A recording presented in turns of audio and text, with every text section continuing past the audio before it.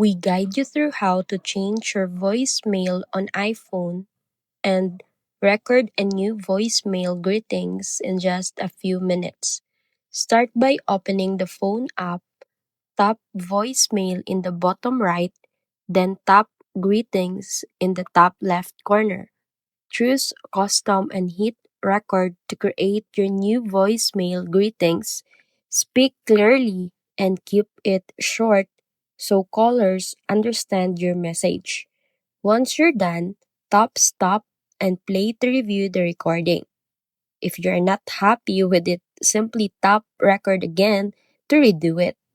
When everything sounds good, tap save and your new iPhone voicemail greetings is instantly updated.